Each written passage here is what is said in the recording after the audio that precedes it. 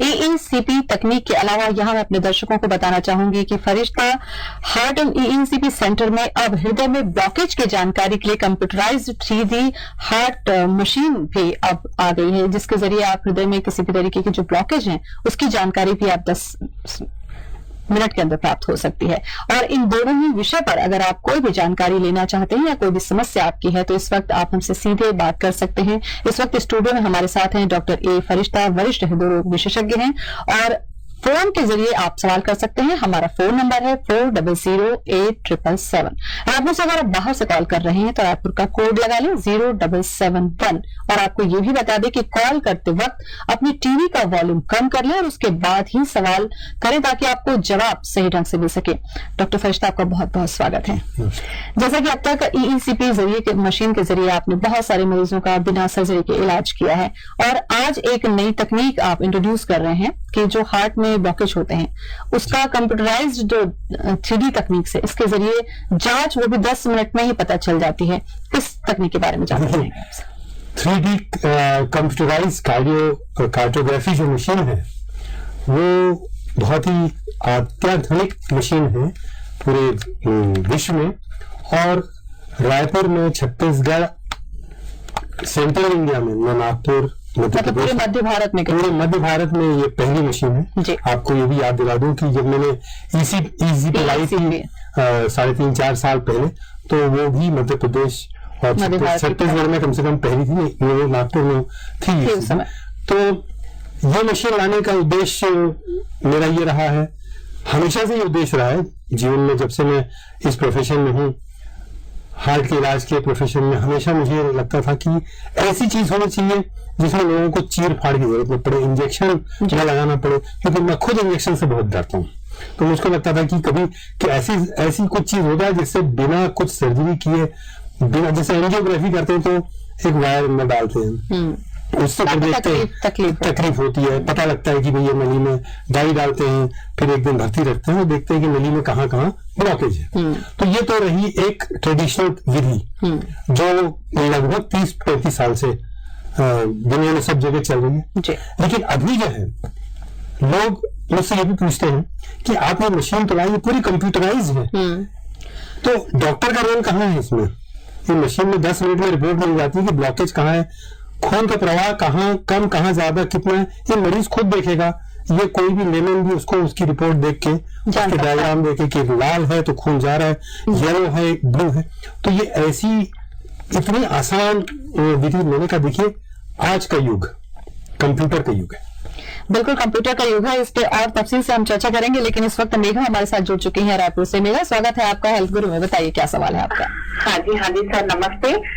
Sir, मेरा first question आपसे ये है कि मैं वॉक करती हूँ तो मुझे हार्ट में हल्का सा पेन होता है, तो मैंने वॉक करना बंद कर दिया है, तो ये मैं जारी रखूं कि इसके लिए कुछ मैं चेकअप अपना करवाऊं? और सेकंड मेरा ये क्वेश्चन है सर कि आप इतना फिट कैसे रहते हैं, इसका राज आप मुझे बताइए। देखते हैं तो काफी फिट रहते हैं। मेरा डॉक्टर साहब की फिटनेस जानने के साथ साथ आप अपनी उम्र भी बताइए ताकि डॉक्टर साहब। 45 रनिंग है अभी। बस आपकी उम्र 35, मेरी उम्र 60+। हाँ सर, बिल्कुल नहीं लगते सर, प्लीज ये रास्ता आपको बताना ही पड़ेगा। देखिए, सबसे पहले तो आप अपनी बीमारी के बारे में सचेत रहें, अपने शरीर के बारे में सचेत रहें। देखिए, आपको चलने पर अगर सीने में दर्द होता है तो ये स्वाभाविक तौर पर बहुत ही खतरनाक चीज हो सकती है। तो इसके लिए आपको अपनी पूरी जांच करवानी चाहिए। जांच में कुछ चीजें जो स्वाभाविक रूप से ये स्थापित कर सके कि आपको ये दर्द हार्ट की वजह से है या नहीं। तो हम लोग अभी तक ये करते थे कि भी आप अपना खून परीक्षण करवा लीजिए, कोलेस्ट्रॉल करवा लीजिए, ECG करवा लीजिए, इको करवा लीजिए और ट्रेडमिल करवा लीजिए, वॉकिंग टेस्ट करवा लीजिए। लेकिन इन टेस्ट के क्या परिणाम आएंगे, और उसके बाद आपको जांच करने के बाद आपके कार्डियोलॉजिस्ट या आपके फैमिली डॉक्टर आपको फिर एंजियोग्राफी करने की सलाह देंगे कि नहीं, ये कहना थोड़ा सा कठिन होता है। मैंने जो भी ये चर्चा की और जो ये मैंने बताया कि एक ऐसी machine cardiography 3D computerise cardiography में सिर्फ 10 मिनट के अंदर आपको ये पता लग जाएगा कि आपके हार्ट में ब्लॉकेज है कि नहीं, और अगर ब्लॉकेज है भी तो कितना है, और उससे आपके रक्त प्रवाह में, हार्ट में क्या फर्क पड़ रहा है। तो जैसे अभी अगर आप इजाजत दें तो मैं आपको एक आज के एक मरीज जिसका नाम मिस्टर के.बी. वैष्णव था, जो लगभग 50 साल के थे। हर साल वो अपना परीक्षण करवाते थे और सारे परीक्षण पिछले 4 साल से उनके अनेक बड़े बड़े हार्ट के सेंटर में करवाते थे। ECG, इको, ट्रेडमिल, वो सब कुछ करवाते थे। उनका कोलेस्ट्रॉल थोड़ा सा बढ़ा था, बाकी सारी चीजें नॉर्मल थी। उनको सारे कार्डियोलॉजिस्ट यही कहते थे। मैंने उनसे कहा कि वैष्णव जी, आप मेरे पास आए हैं, चलिए मैं आपका नई मशीन है, इसमें आपका परीक्षण कर देता हूँ। तो बोले साहब मुझे वापस धमतरी जाना है। मैंने कहा रुक जाओ यार, आधे घंटे में करवा देता हूँ, 10 मिनट रुक जाओ। उनका मैंने टेस्ट किया, उनकी तीनों नली में लगभग 70% ब्लॉकेज था। यही आदमी जो अपना परीक्षण वो हर साल करवाता था। तो ऐसे एग्जाम्पल से लोगों की आंख खुलेगी, लोग जानेंगे कि कंप्यूटर साइंस और जो विज्ञान पुख्ता जानकारी जो है उससे आपको तुरंत के तुरंत आज कोई नहीं रोक पाएगा। पहले लोग बोलते थे कि ये कैसे पता चलेगा, आप ECG करते हैं, फायदा हो रहा है कि नहीं। अब तो दिखेगा, आप देख सकते हैं, अब तो दिखेगा, लोग दिखाएंगे डॉक्टरों को, देखो ये आप मतलब जो मरीज है वो भी जान सकेगा कि उसकी स्थिति क्या है, और उसके रिश्तेदार, उसके दोस्त, यार हर कोई। और इस मशीन के बारे में और भी थोड़ी सी गहराई से मैं आपसे जानकारी लूंगी डॉक्टर साहब। ब्रेक के बाद स्वागत है आपका हमारे खास कार्यक्रम हेल्थ गुरु में। हमारे साथ इस वक्त स्टूडियो में मौजूद है सीनियर कार्डियोलॉजिस्ट डॉक्टर ए फरिश्ता, और हमारे साथ कॉलर जुड़ चुके हैं गरियाबंद से मोहन। स्वागत है आपका, सवाल करें मोहन। क्या आप हाँ सवाल करें। हाँ नमस्कार जी, नमस्कार, सवाल बताएं। हाँ मैडम, मैं वो सीढ़ी चढ़ता हूँ या ज्यादा वर्क कर देता हूँ, मेरा सांस फूलने लगता है। ऐसा लगता है कि मेरे हार्ट में कुछ प्रॉब्लम है। आप ये इस टाइप की उम्र क्या है मोहन आपकी? मेरा उम्र है मैडम 43। देखिए, आपने बताया नहीं कि आपको ये कैसे पता चला कि आपके हार्ट में प्रॉब्लम है? नहीं, मेरा वो जानना लगता है सर, कि मैं जानना चाहता हूँ कि क्या इसमें क्या सांस फूलती है? सांस फूलने के बहुत से कारण हो सकते हैं, ठीक है ना। तो पहले आप ये निश्चित करवाइए कि आपको ये सांस फूलने की तकलीफ क्यों है। सर मैं एक बार ECG करवाया था, मेरे को ऐसा लगा कि मैं ECG में कुछ आया है। नहीं, आपको नहीं लगना चाहिए, डॉक्टर को लगना चाहिए, हार्ट स्पेशलिस्ट को लगना चाहिए। देखिए, मैंने अभी आपको एक एग्जांपल दिया है धमतरी के मरीज का। ये एक जांच ECG से पता लग जाएगा ऐसा नहीं है, उसकी एक प्रक्रिया है, वो सारी जांच होनी चाहिए। फेफड़े में हो सकता है कोई प्रॉब्लम हो, अन्य कोई प्रॉब्लम हो सकता है। मतलब घर बैठे कयास न लगाएं, डॉक्टर को दिखा के चेकअप करवाएं, बिल्कुल जरूरी है। चंद्रशेखर जुड़ रहे हैं इस वक्त हमारे साथ लखनऊ से। चंद्रशेखर, बहुत बहुत स्वागत है आपका, सवाल कीजिए। नमस्कार जी, नमस्कार। मेरी 98 फरवरी में ओपन सर्जरी हो गई है, फेलियर हुआ था, मेटल चेंज हुआ था। तो मेरे लिए कितनी एडवाइजेबल है ट्रीटमेंट, वही जानना चाहता था मैं। नहीं, प्लीज बी वेरी क्लियर। मैंने कभी नहीं कहा कि माइट्रल वाल्व सर्जरी वाले को EECP से कोई बेनिफिट हो सकता है। मैंने हमेशा ये मेंटेन किया है पिछले 4 साल में कि जिनको हार्ट की धमनियों में, नलियों में, आर्टरीज में ब्लॉकेज, जिनमें प्रॉब्लम हो, उनके लिए ये एक अल्टरनेटिव और बेहतर और नेचुरल तरीके का इलाज है। अगर आपका MVR हो चुका है, मैट्रल वाल्व रिप्लेस हुआ है, बराबर आप लखनऊ में अपना चेकअप कराते रहिए, जिन डॉक्टरों ने किया है उस हॉस्पिटल में जाइए, और आपको जो हिदायत दी गई है, जो सलाह दी गई, उसको फॉलो करिए। बस उतना ही काम आपका। कोरबा से जुड़ रहे हैं अगले कॉलर हमारे साथ स्वास्थ्यधर हैं। स्वास्थ्यधर, बहुत बहुत स्वागत है आपका, क्या जानना चाहते हैं आप? नमस्कार जी, नमस्कार। मैं ये पूछना चाह रहा हूँ कि मेरी उम्र 38 साल है और रात को अचानक नींद खुल जाती है और घबराहट, बेचैनी बहुत ज्यादा लगती है।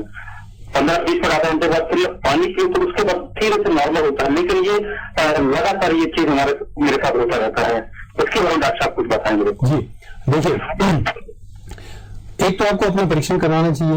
ये तय करना जरूरी है पहले आपके केस में कि सिर्फ ये सोते वक्त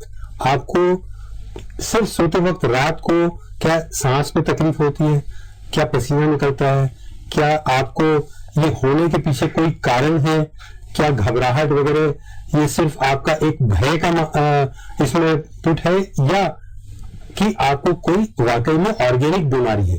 अगर आपको बीमारी होगी तो उसमें से परीक्षण से पता लगेगी।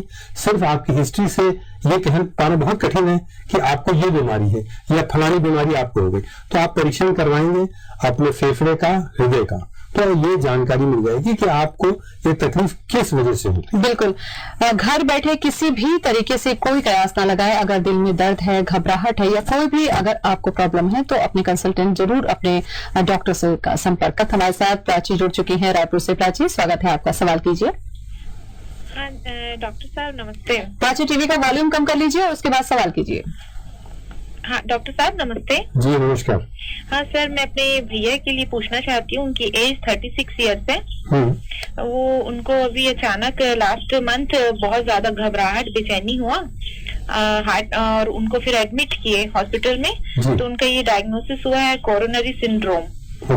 तो उसमें लेफ्ट वेंट्रिकुलर उनका पूरा डायलेट हो गया है और तीनों डॉक्टर जैसे कि एक्सप्लेन किए हैं तो पूरे चैम्बर्स उनके ब्लॉक हैं पूरे। और फिर डॉक्टर्स ये बोले हैं कि जो खून का मतलब रास्ता है फ्लो करने का वो अलग से बना लिया है। सब चैम्बर्स ब्लॉक हो गए हैं बट एक खून जो मतलब फ्लो करने के लिए रास्ता बना लिया है अपना।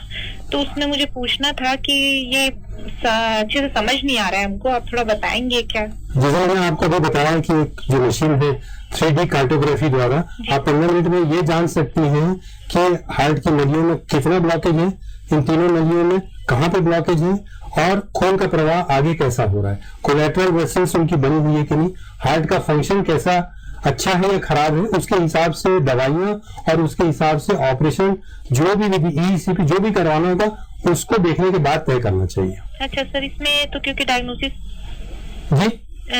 में दिया गया है लेफ्ट वेंट्रिकुलर डायलेट हुआ है जी और thin kinetic distal mild system है। हाँ आपका उनका इको हुआ है, एंजियोग्राफी हो गया? एंजियोग्राफी हुआ है सर। हाँ उसकी रिपोर्ट क्या है? एंजियोग्राफी में तो सर ये क्या बोलते हैं यहाँ पे इन्होंने एंजियोग्राफी में बताया कि वो कराना पड़ेगा इनको। जी देखिए, जो डायग्नोसिस आप बता रहे हैं डॉक्टर ने किया है कोरोनरी सिंड्रोम, उस हिसाब से आपको ये जांच मशीन में करवा लेना चाहिए। बिल्कुल। कोरिया से हमारे कॉलर जुड़ रहे हैं, HD मिश्रा है। मिश्रा जी स्वागत है आपका, बताइए क्या प्रॉब्लम है आपकी? हाँ सर नमस्कार सर। जी नमस्कार, बोलिए सर।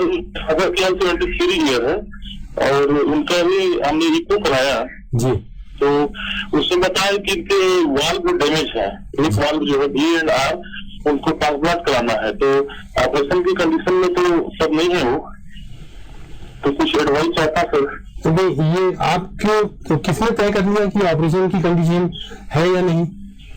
अगर डॉक्टर ने उनको एडवाइस दी है अच्छे और पढ़े लिखे, कोई नीम हकीम ने तो एडवाइस नहीं दी होगी कि ऑपरेशन कराओ, नहीं तो एडवाइस एक अच्छे कार्डियक सर्जन ने, फिजिशियन ने दी है, उन्होंने उनको देखा है, परखा है, जांचा है, उसके बाद एडवाइस दी है कि नहीं उनको ऑपरेशन कराना चाहिए।